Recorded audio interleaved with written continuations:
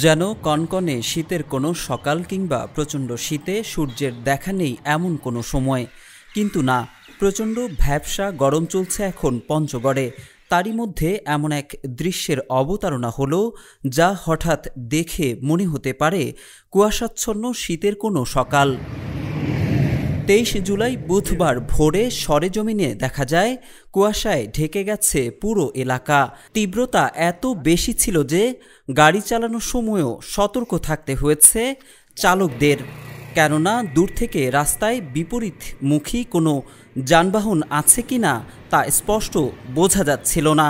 প্রচণ্ড গরমের মধ্যে আচমকা এমন দৃশ্য স্থানীয়দের মাঝে বিস্ময়ের জন্ম দিয়েছে। স্থানীয়দের অনেকেই জানিয়েছেন, 22 জুলাই মঙ্গলবার গভীর রাত থেকেই হঠাৎ করেই কুয়াশা ছড়িয়ে পড়ে পুরো জেলা জুড়ে। যদিও বেলা বাড়ার সঙ্গে সঙ্গে তা আস্তে আস্তে মিলিয়ে যেতে থাকে, তবুও ভোরের এই দৃশ্য ছিল অভূতপূর্ব চাঞ্চল্যকর, যা চাঞ্চল্যের জন্ম দিয়েছে সাধারণ মানুষের মাঝে। তবে কুয়াশার মতো মনে হলেও ভিন্ন কথা জানিয়েছেন তেঁতুলিয়া আবহাওয়া অফিসের পর্যবেক্ষক।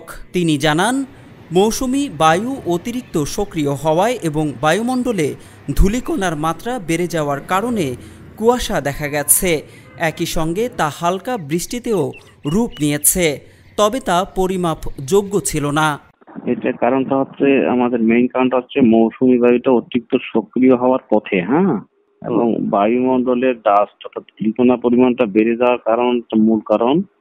আর এই মৌসুমে সকালে যে কুয়াশাচ্ছন্ন পরিবেশটা, তা হলো ট্রেস রেইন, যাহা ট্রেস বৃষ্টি নামে পরিচিত। এই বৃষ্টিটা পরিমাপযোগ্য নয়, যে কত মিলিমিটার হয়েছে এটা পরিমাপযোগ্য নয়, সেটাকেই বলে ট্রেস রেইন বা ট্রেস বৃষ্টি। আবহাওয়া অফিস সূত্রে জানা গেছে, 23 জুলাই বুধবার সকাল 6টা ও 9টায় পঞ্চগড়ের সর্বনিম্ন তাপমাত্রা ছিল 27 ডিগ্রি সেলসিয়াস। সর্বোচ্চ তাপমাত্রা 33 থেকে 35 ডিগ্রির মধ্যে ওঠানামা করতে পারে বলে জানানো হয়েছে। তবে ভ্যাপসা গরম অব্যাহত থাকলেও আগামী 30 জুলাইয়ের মধ্যে ভারী বৃষ্টিপাতের সম্ভাবনা রয়েছে।